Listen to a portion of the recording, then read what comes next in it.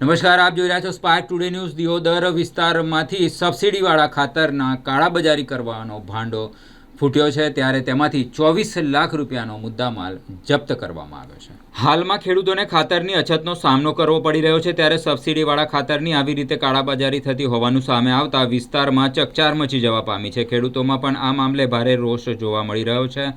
વાવ થરાદ જિલ્લા એસઓજી પોલીસે સમગ્ર મુદ્દામાલ જપ્ત કરીને વધુ તપાસ હાથ ધરી છે અને કાળાબજારીમાં સંકળાયેલા લોકો સામે કડક કાર્યવાહી કરવામાં આવી રહી છે. અધિકારીઓ દ્વારા ગોડાઉન તેમજ સપ્લાય ચેન અંગે વધુ તપાસ હાથ ધરવામાં આવી છે. દિયોદર પોલીસ સ્ટેશન વિસ્તારમાંથી એસઓજીના માણસો પેટ્રોલિંગમાં હતા. તે દરમિયાન એક ચોક્કસ હકીકત મળી રહી કે જે શંકાસ્પદ યુરિયા ખાતર નીમ કોટેડ જે સબસિડીવાળો ખાતરનો જથ્થો આવે છે એ ટ્રકમાંથી ભરીને જઈ રહ્યો છે.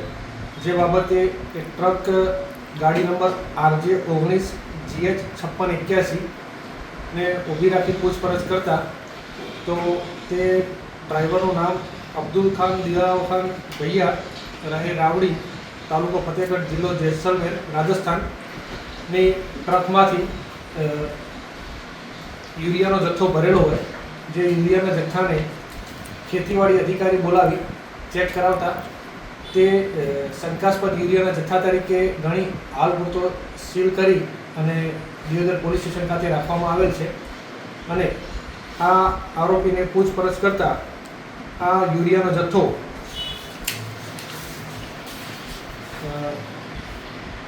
જેતરા દિયોદર રોડ ઉપર ઘાંટીલા ગામની સીમમાં નાયરા પેટ્રોલ પંપની બાજુમાં આવેલ બજરંગ કોર્પોરેશન નામના ગોડાઉનમાંથી ભરેલો હોવાનું જણાવેલ છે. અને કુલ 777 બેગ છે, જેની કુલ કિંમત છે 13,98,600 તથા કુલ કિંમત મળી 24,04,600નો મુદ્દામાલ સીઝ કરવામાં આવેલ છે. હાલ મુદ્દામાલ ક્યાં લઈ જવાનો હતો? મુદ્દામાલ હાલ પૂરતી પ્રાથમિક પૂછપરછમાં હૈદરાબાદ ખાતે લઈ જવાનો હોય તે રીતે જણાવેલ છે. તો ખેડૂતોને એક બાજુ ખાતર નથી મળતું ને આ પ્રકારે તમામ માફિયાઓ છે જે યુરિયાની કાળાબજારી કરી રહ્યા છે તેના ઉપર પોલીસ તંત્રની કેવી નજર છે?